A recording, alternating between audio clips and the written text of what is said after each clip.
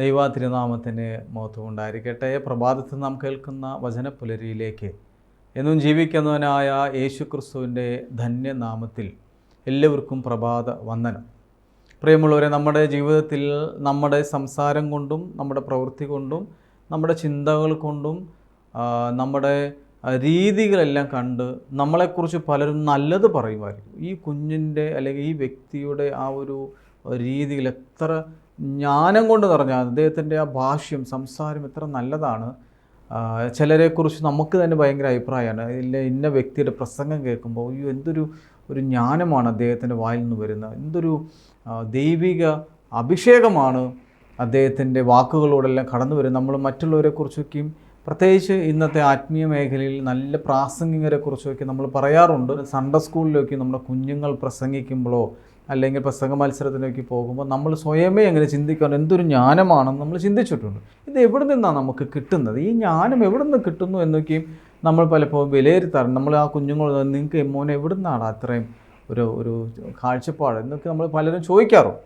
അങ്ങനെ ചോദിക്കുമ്പോൾ യേശു ബാറാസയുടെ പുസ്തകം, സിറാക്കിൻ്റെ പുസ്തകം 1-ാം അധ്യായം അതിൻ്റെ 11-ാമത്തെ വാക്യം പറയുകയാണ്, ദൈവഭക്തിയാവുന്നു ജ്ഞാനത്തിൻ്റെ ആരംഭം, വിശ്വാസികൾക്ക് അവരുടെ മാതൃഗർഭം മുതൽ തന്നെ അത് നൽകപ്പെട്ടിരിക്കുന്നു.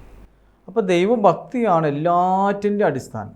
ഞാൻ സംസാരിക്കുന്നതും ഞാൻ പ്രവർത്തിക്കുന്നതും ഞാൻ ചിന്തിക്കുന്നതും എൻ്റെ കാഴ്ചപ്പാടുകളും എൻ്റെ എല്ലാം അതിൻ്റെ അടിസ്ഥാനം എന്ന് പറയുന്നത് ദൈവഭക്തിയാണ്. അതിലൂടെയാണ് ജ്ഞാനം നമുക്ക് ലഭിക്കുന്നത്. ഇനി വിശ്വാസികൾക്ക് ഇത് എപ്പോഴാണ് കിട്ടുന്നത്? ഇവിടെ പറയും, വിശ്വാസികൾക്ക് അവരുടെ മാതൃഗർഭം മുതൽ തന്നെ അത് നൽകപ്പെട്ടു.